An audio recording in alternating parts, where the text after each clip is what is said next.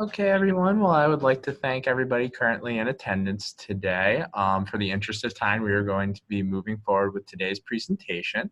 Today's presentation will be workflows to capture patient data for EHR. Before we begin, let's go over some housekeeping items for today. For educational and quality improvement purposes, this tele-echo session will be recorded. By participating in this session, you are consenting to be recorded, and we appreciate your value and participation in today. Protect patient privacy. Please do not provide any PHI information. If you have any questions at the end of this presentation, please email us at mweinstein@njaap.org or jsathmary@njaap.org. Please mute your microphone when not speaking. If you are on the computer, the microphone icon is located on the lower left of your screen. And if you are on the telephone, please press *6 to mute and unmute. When communicating today, please communicate clearly and speak clearly and use the chat function to send messages. For any IT help, please message me at NJAAP admin. I would like to stress this today. If you are on the phone today, please do not put your phone on hold. We will hear your hold music throughout the presentation. Here are some financial disclosures in regards to today's presentation. I would like to do a quick roll call before we begin. Do we have anybody from Virtual Mansfield on today? Yes, Jacqueline Williams, I'm here. Hello, thank you very much for coming and joining us today. Do we have anybody from the Capitol Health Internal Medicine Residency Program? Nope, okay. Freehold Family Health Center. We have Dr. Meller, Dr. Abdel, and Dr. Simonelli here. Doctors, thank you for attending. Palisades Hospital. Hi, I'm Angelo from Family Medicine, Palisades. Thank you very much for joining us today. Happy Healthy You Family Medicine. Yes, Jamie from Dr. Palmer's office. Thank you for joining us today, Jamie. Robert Wood Johnson Medical Associates. Okay. And St. Francis Medical Center. All right. Well, in the interest of time, we will continue. I would now like to turn the webinar over to Fran Griffin, who is our presenter today. Great, thanks. Thanks, Jake, and welcome everyone. Glad to see. If everybody could please mute. That echo sound we're getting periodically comes from multiple people being unmuted at the same time, and so if we can just mute and unmute as we're speaking, that will reduce that. So it's great to see so many people here, and thank you for taking some time today. Especially in your lunch hour, we will end by 12:45 so that you have a bit of time before patients start arriving for the afternoon. So the objectives for today, this really isn't going to be presentation as much as it's going to be an interactive session with all of you thinking about how can information about race and ethnicity be better captured so that you can assess the opportunities you may have for disparities within your own population. Without that data, it's rather difficult to do that. So we'll talk a little bit today about reviewing baseline data for disparities. That was our original objective, and I know some of you have been able to get that data and others have struggled a little bit to either get the data or get data that you really thought was valid and useful. And so we're going to spend a lot of time talking more about the other piece of this, the gaps of not having this data and how might we get it. As you can see, there's CME pending for all of this, and you have to complete an evaluation to get credit, and Jake will send that to you later today. Let's see if I can advance the slides. A little test here.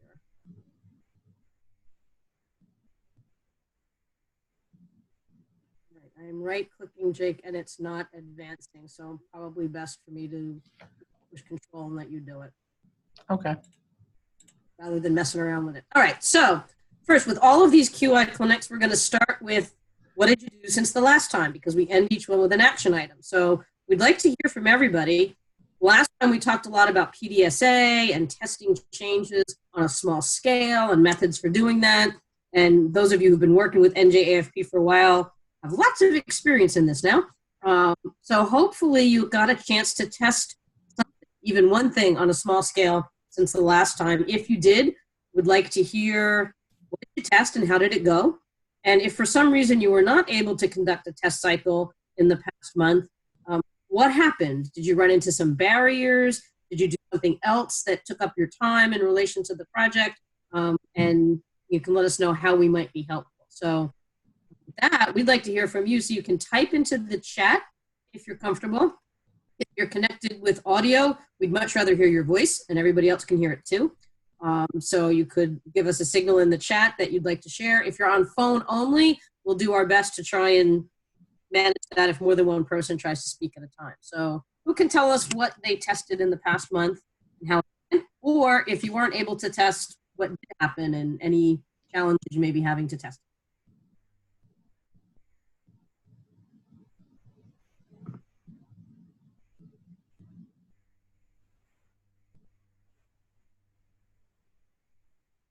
If you do type into chat, please send to everyone so that we can all see it. If you send only to the host, then I won't be able to see it because I'm not the host.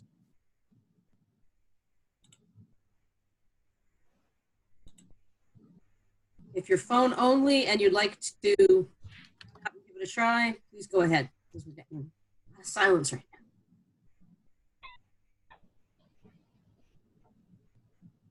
Yes, and see Angie's note in the chat.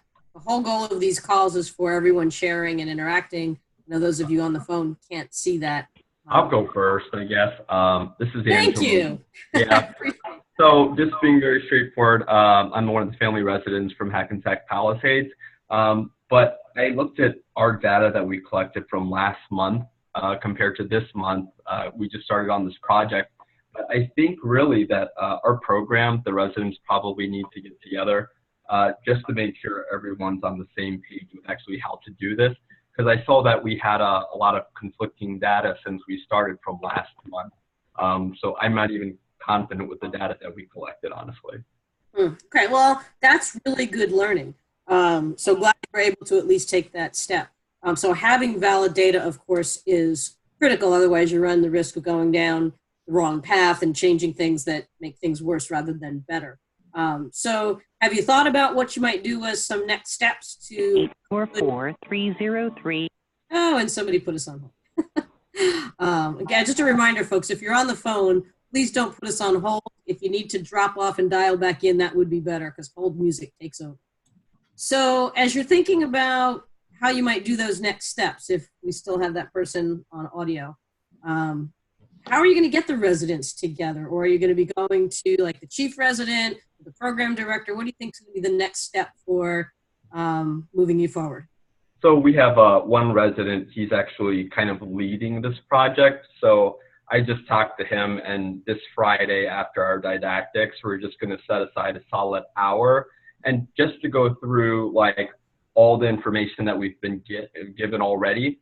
And we're going to actually kind of go through it step by step about how to do this project. And we're just going to go from there. And then lots of people, I'm sure, will have plenty of questions, and there'll probably be some confusion, but I think this will kind of help us to understand what we don't know and how we need to get that information. That would be great. That sounds like a really good start. And one thing I'd encourage you to do is see if you can conclude that session with setting a goal. What do you want to accomplish for whichever vaccines you're going to focus on from the 4 in the project? Where would you like to be by June? And see if you can, even if you change it later, that's okay, because this is not a performance target. There's no vaccine police who are going to come and arrest you if you don't hit the goal. So, but thinking about a goal can be really important for then getting you well prepared for the next step. So see if as a group you can kind of come to consensus based on the data you have. Where would you like to be by June if you're successful? That would be awesome to add to the Thank you. Great. All right. Thank you so much for going first. So let's see if we can hear from somebody else. And again, if you're on the phone only, kind of quiet out there, feel free to shout out and we'll give it a go. Just remember *6 will unmute you if you use that to mute. And if you're shy about speaking over the phone or the computer audio, you can type into chat. Just send it to everyone. This is Dilaram Marzami from Capital Health. Hello? Yes, hi. Okay, can you hear me? Okay. So for us, our changes were that we used to have pre-visit checklist that we should do before visit to prepare the chart, and we re-emphasize on using it during our resident faculty meeting and staff meeting and team huddle. So we put that in our agenda so we can remind residents to make sure they make a remark when they do the pre-visit checklist on each patient chart. And this way the nurse, in addition to, of course, having the authority to do the standing order, they will have a reminder that they have to use the standing order and give the vaccine. Also, we realized that we were not doing the vaccine declination correctly, and we were not actually even excluding them from the denominator. So our current data doesn't have that. So we educated everyone how to do the vaccine declination. So from next month, we will exclude those people from our data. Oh, please don't exclude them from your data. we don't not want... exclude, but you said we have to remove it from the denominator, right? So no. If they decline and it's documented, it should be counted in the numerator, because what we're capturing is vaccination status. Okay, so you want to have denominator like a I'm sorry. third category. Sorry. No, wait, I'm sorry. Scratch that. It depends on the vaccine. For some of them, you're right. It does get excluded from the denominator if there's from the denominator if the reason is documented. So yeah, if you've got documented reason why they have declined the vaccine, then yes, do exclude them from the denominator. So we have two situations. When we went over the workflow of vaccine, we said when the nurse comes, they are basically discussing with patient. They have a standing order. They will give the vaccine. They will ask patient. They will give the vaccine. If not, they will notify the physician. The physician will do the discussion, and then either patient agrees, which we again go back and ask the nurse to do it, or if they don't, then physician will enter the declination, which is another order. Rarely patient might have a situation like fever that, they're going to postpone. So we are going to just make a note in chart, not by entering any order. But majority of our patients, they should leave with two orders, either accepting, receiving, or declining. Great. This is our workflow. Yep. So that sounds really good. So I would encourage you, if you haven't already done it, I haven't looked this morning, to enter one of the test cycles for the changes that you're doing to Simple QI. I'll talk about this a little bit at the end. We'd really like to capture on Simple QI what different folks are doing so that you can all learn from each other. So that would be... So we just started that in November. So in December 11 report, I think, because we need to have at least 4 weeks to see if everybody, it's just, I think 1 week is too short. Well, actually, for a test cycle, I think 1 week is too long. I can't have any data. I'm asking them to give me monthly data. If I want to test it, then I have to ask them to give me weekly data. Right. No, so actually, we're talking about two things. We want both on Simple QI. So we do want your monthly data on the vaccines, absolutely, and that's due on the 10th, as you know. The other thing we also want, though, and we'll talk about this a little bit more at the end, so I don't want to get too deep into it right now, is summaries of PDSA cycles that you've done. So if you test something like you talked about a pre-visit planning form, if you test that for 1 day or with one patient or with one staff person, we'd like just a summary of the test cycle. We don't need every test cycle that you've done because hopefully you're doing them, but one. And that doesn't have to be tied to the data. You can enter that at any time because that's narrative. Okay. Can you please again say, so what declination and what should we do exactly when we send the report next time? Do you want them to be in a, because in the form, in the software, there is no a slot for that group. Yeah, so it's in the definition. So the full measure definitions are on Simple QI, and they give you the full definition of who gets in the numerator and who gets counted in the denominator. And apologies for what I said earlier. I was actually thinking of a different measure. But if there's documentation that they've declined, then you can take them out of the denominator. But if there's no documentation, then it doesn't count. So if there is a documentation, let's assume I saw 500 patients, 50 of them decline, and then 200 received the vaccine. So I have to enter 450 and then 200, or I have to, because there is, yeah, correct? Yep. Yes. Okay. Okay. Great. All right. Thank you. That was really useful. Thank you so much. And I'll come back to the PDSA thing in a little bit. In the interest of time and making sure we end on time, I'm actually going to move us on a little bit to hopefully something that will generate some more interactive discussion. We would like to hear from more of you. So Jake, bring us to the next slide. So we're learning, because I've talked with some of you one-on-one so far, we're learning a lot about the race and ethnicity data that is or isn't in your EMR. And I've put down a few things here that we've learned in the past week or so through some phone calls. Probably doesn't capture everything that we know or that you're experiencing. So we learned that there are two different fields in some EMRs, one for race, one for ethnicity, with different options. I don't know if that's for some EMRs, many, or all, since I've not talked to everybody yet. It seems that there are many choices. In our template, we used the federal categories, and somebody shared with me via email what the choices are in their EMR, and there were like 20 for race, so many more choices than we even had in the template. And some of them I could easily see where people would be unsure of which one to choose because there were some similarities.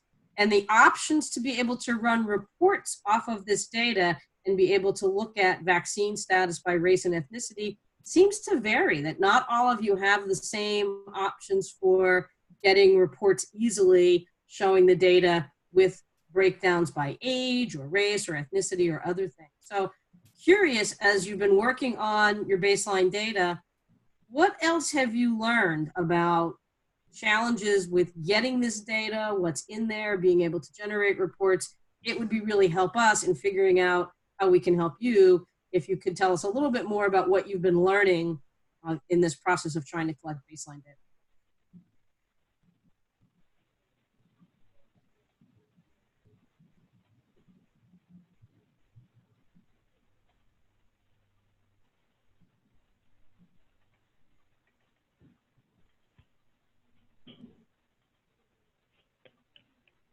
Okay, I'll go ahead. So, hello. Yeah. So for us, I think because we briefly spoke about it. So I received a report for this current month, the last cycle that I submitted, and we have actually majority of our patients are. So these are my categories, and I think I asked you, and you said I don't need to enter it into simple QI, but right. I don't. We didn't enter that for the baseline, but now they send me this. I can ask them to do for baseline. Hopefully they can, but this is just 1 month. So what I have Central American for Hispanic or Latino Spanish 68, for example. This is no, I think flu is the best one. A majority of my patients are Hispanic, Latino, Spanish, Central America, and I have a few Black African American, and white, and some other race. Again, matching these two is the difficult one. Yeah, I mean ethnicity and race, but a majority of them are Hispanic, Latino, and Central America. Okay, great. You don't need to enter it onto Simple QI yet because we've not got it set up for all the different race and ethnic categories, and I don't think we want to go there. What I think Right.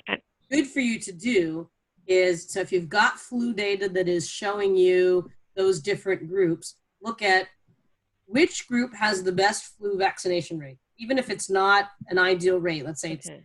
10%. And then look to see the other groups. Are there any groups that the difference is 10% or more compared to whatever group you're doing the best with? And that's a disparity.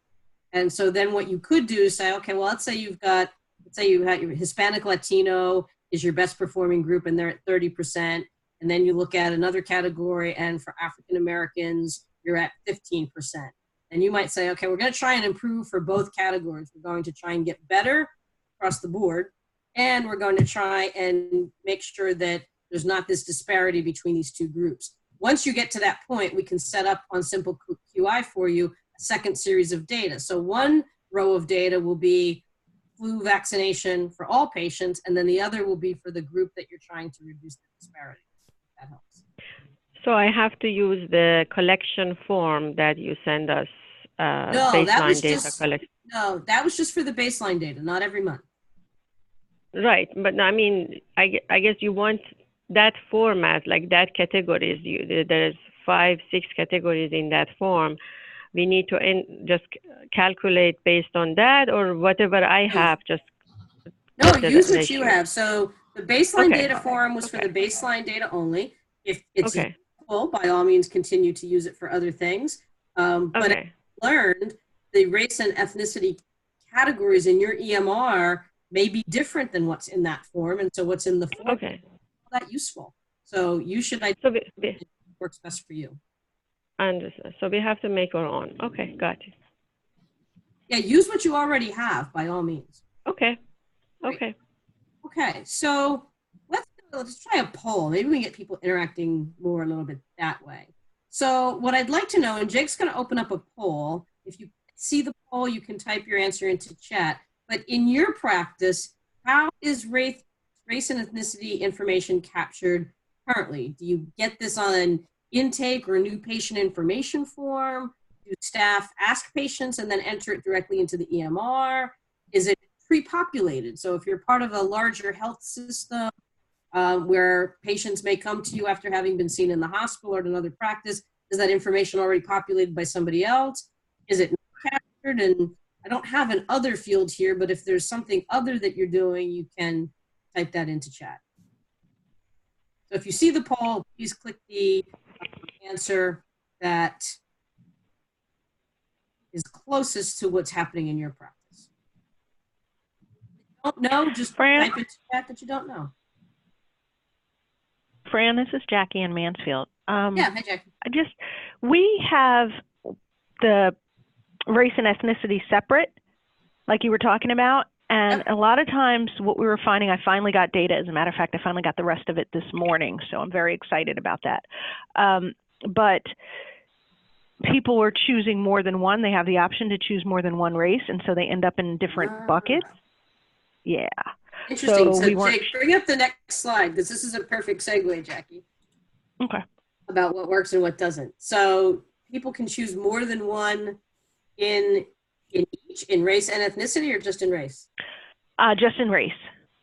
Huh. Okay.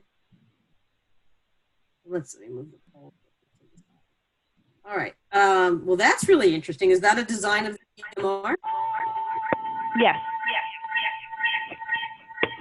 So I'm curious. So where is it that the patient sees this? I mean, do they enter it electronically themselves? How do they give you the information? It's either that they're asked by a staff person at the time of registration, or if they filled it out themselves on paper. We do have some electronic forms, but we pull the information off of that and enter it into the EMR. So on the paper form, they're checking more than one? Mm-hmm. Huh. Interesting. With some of the categories that I saw from somebody else's practice, I'm entirely surprised, because some of them I thought, well, what's the difference? Because they look kind of the same. The wording was just so minutely different. Mm-hmm. Really interesting. Okay, so I'm looking at the poll here, and we've got, looks like for the majority who answered, staff asked the patient and enter it into the EMR, quite a few using a patient or intake form, and actually a few are getting it pre-populated from other places as well. So that is interesting. Thanks, Jake. All right, so what's working? What's not working? I heard a little bit from Jackie about some things that they've just learned that aren't working, such as patients choosing more than one. I threw in some questions here. I mean, do you think that your patients understand the categories? I'm also wondering in particular for patients where English is not their first language, if the categories are listed in English, do they understand them? Are people declining to answer?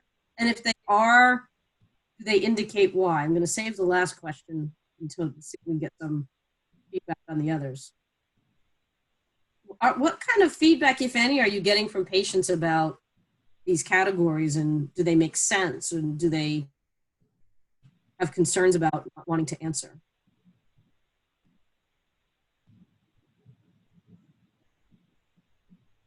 Jackie, I'll go to you first since we were just talking to you. Have you had the opportunity yet, and you might not have since you just got the data, it sounds like this morning, to ask patients if they check more than one, why they checked more than one? I have not, but I would, and I shouldn't assume, but I think that's usually because they're of more than one descent, and instead of choosing one, they're picking both. So for us, we have the ethnicity of Hispanic or Latino separated out. Yeah. That's often chosen along with another race, but if somebody is biracial, black and white, for instance, they're going to pick both. Yeah, I wondered about that early on, because if you have somebody where the parents are of two different races or two different ethnicities, what does somebody choose? One doesn't, right, in such cases. It also raises the good question of, and I don't know the answer to this because yesterday we heard a little bit from Cindy about some of the data that's already out there on disparities. I wonder where they land if people choose more than one when they're running reports to show state levels of disparities or federal levels. Where do they put the people who don't neatly fit into one bucket? Because there are quite a few of them. Yeah. Okay, great. Anybody else? Feedback from patients about being able to understand the categories. Do they fit? Do they have reasons for not wanting to answer? Hi, it's Jamie from Dr. Palmer's office. Yeah. So the same with me. I actually got all of our data this morning, and I'm working out, and I sent you an email to let you know that all of our baseline will be updated, and so will the simple QI. I'm working on that today. But the main thing I notice when patients are filling out the forms is they either just click decline to specify, or they'll come up and their biggest question is, what's the difference between race and ethnicity? And why do I need to answer this? Those are the questions that I get from patients. So I just wanted to kind of put it out there. And then from there, most of them just say decline. So they're just not interested. Thanks for sharing that. And I did see your email right before we started, so I will get back to you this afternoon. Thanks for sending that. Anybody else hearing similar things from patients? What about yourselves? So for those of you, I mean, we've got a number of physicians who are on, which is great, and some residents, as well as staff. The last question kind of ties back to this. Does anyone ever, and I'm missing an A, sorry, it's supposed to say data on the bottom of that slide. Does anyone ask for reports using this data? And the reason I put this out there is if nobody's asking for it, other than us in this project, people aren't going to feel this great need to put the data in or ask patients to maybe change their mind about declining. I'll give you a perfect example that happened in one of the hospitals I worked in years ago. At ED registration, any of you who've ever been to an ED know that there's all sorts of information collected at registration, and one of the things is your zip code. Very simple information, address and zip code. And at this one hospital where I was working, we were having a problem with the zip code field being filled in. And when we dug into it, what we learned was that the people who were registering the people in ED didn't think it was a big deal if that wasn't filled in. They figure, well, I'm getting everything else. I'm getting the key information. I'm getting the patient's name and date of birth. And if we get the address, somebody can always figure out the zip code later. So they didn't really consider it that big of a deal if somebody didn't provide it, or if they got busy, they just didn't ask for it. And it turned out that our infection prevention department was actually using the zip code field in order to identify things that needed to be reported to departments of public health or the CDC. And that was what they used it for.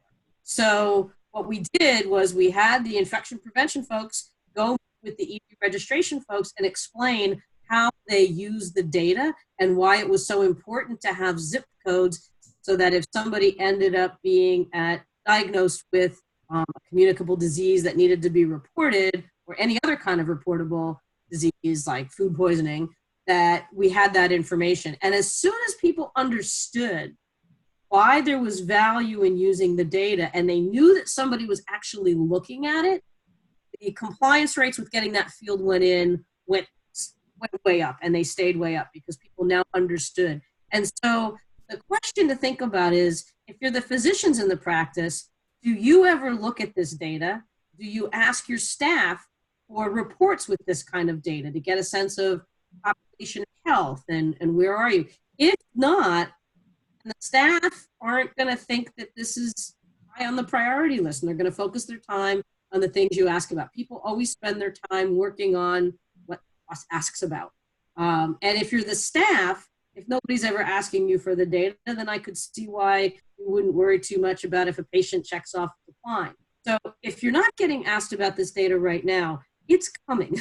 A lot of the measures coming out of CMS and out of NCQA and insurers are looking at population health type measures and disparities. So at some point down the road, you're probably going to be asked for this data. And that's one of the reasons NJAFP and NJAAP are doing this project with you, is to help you ready for the future. So if nobody's ever asking for the data, maybe start asking for it, start looking at it, and talk about it. If you have weekly or monthly meetings with everybody in the practice, bring this data into the meetings, take a look at it, and look at what your opportunities are. So in the interest of staying on time, I'm going to jump through a few slides to prompt you for some things to think about. So Jake, let's go to the next one. So think about what changes you might test in your practice to improve the capture of race and ethnicity data. So do you have an existing process? Well, it looks like some of you already do. You have an intake form where the data is coming from another source, or staff are asking patients. Those could be receptionists, medical assistants, could be the physicians or nurses. But it looks like some of you have existing processes. If you don't have an existing process, then you might need to introduce something new. So I came up with a few just examples. So Jake, we go to the next slide. If you have an existing process, whether that's an intake form or you're asking patients, and it's not working as well as you would like, then think about what changes might help make that work better. So some things that have been used in other similar types of work, well, designate somebody who's responsible for asking about anything that's blank, maybe even anything that's declined. Designating responsibility is key, because if somebody's not designated, everybody else thinks somebody else is going to do it. So should that be the receptionist? Should that be the MA? Should that be somebody else? That's going to depend on the size of your practice and who does what, and so you'll need to decide that locally. Another change idea would be when the patient gets called into the back to go to the exam room.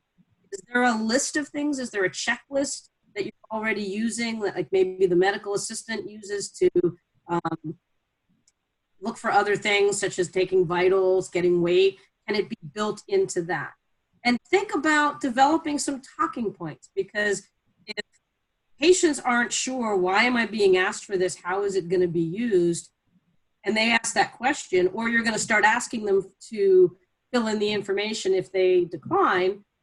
It's really important that everybody in the practice be able to explain, well, this is why we're asking for it, and this is how we're going to use it. We're not sending it to the government if people are worried about if they're not legally here or they've immigrated and their citizenship status isn't confirmed yet and they're worried about something happening with that. You can explain to them, well, we're actually using the data so that we can get a sense of, you know, where we can improve doing different things. You gotta come up with some talking points. Other ideas, I mean, generate some ideas as you talk as a team. We even just had some ideas as folks talked on here. So next slide, please, Jake.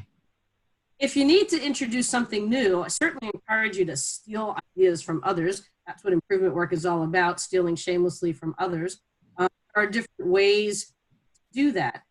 If you have an intake form that doesn't include race and ethnicity options, then maybe you can add it. The other thing to think about is we were talking about the race and ethnic categories from Capitol Health. You may have lots of choices. You might have 20 or 30 that appear in your EMR.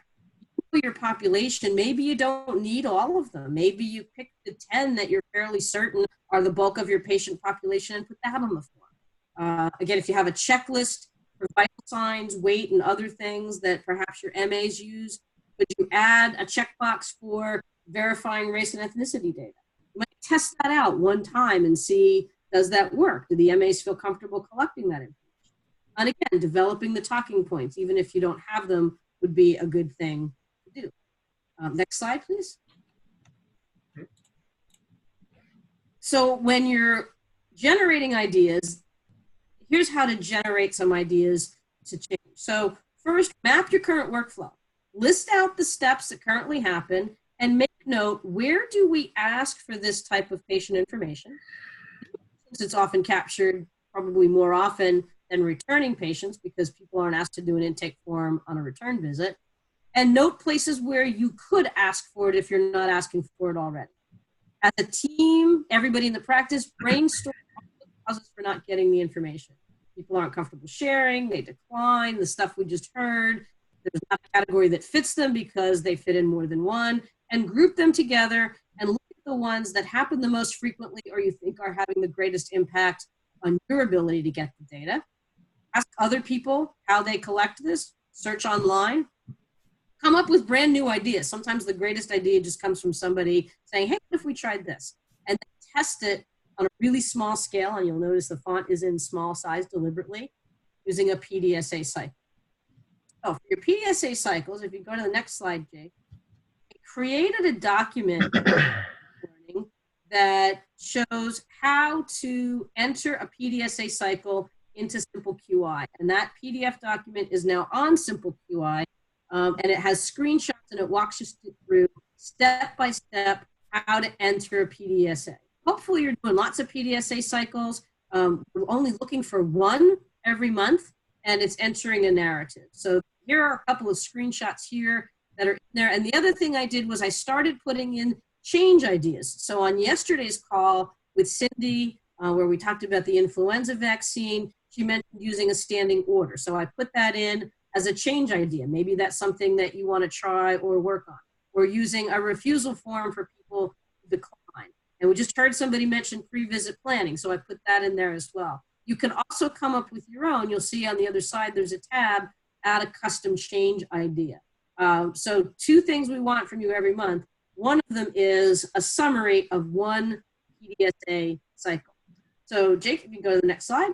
So the action items following today, very much like you to identify a change idea that you might test to improve the capture of race and ethnicity, or maybe other demographic data. Maybe you want to start with age if race and ethnicity is a little challenging. Think about something that you could test between now and our December session, which will be on the 18th, and do at least one test cycle with PDSA. They can be really small, one patient, one time, takes 5 minutes. Be ready to share on the December 18th session. As you can see, we're trying to make these very interactive. And then don't forget, we would like your data for November on Simple QI by December 10th. If you haven't put September and October in there yet, we really would appreciate it if you could get that in there. And if you need any assistance, my contact info is at the bottom. A lot of you already have been in touch and know how to reach me. I'm happy to help you with any aspect of this. That would be useful. So we've got about a minute left in case anybody has any questions. And thank you to all who spoke on today's session. Greatly appreciate that. We want these to be interactive and not just me talking. Fran, it's Jamie from Dr. Palmer's office. Dr. Palmer asked me to ask yesterday, she got on the call a little late, and then she received an email for some brochures for NJIAS. Is there any way you can inform me how to get those for our office? I'm going to have to defer to Angie or Jake on that one. I have an answer to that question. So they should be available on the NJIS website. Okay. You can go into the About Us or into the document section of the website. I can send a follow-up email today with the link to the website if everybody would like me to. You are more than welcome to use any of the documents that I have sent yesterday in regards to NJIS, but all the documentation is on the website, how to register, anything and everything you would need to know. I can get that link All right. to you. Actually, let's see if I can put it in the chat box real quick. I'm going to stop sharing for a second. Great. While you're doing that, anybody else with any questions before we wrap up?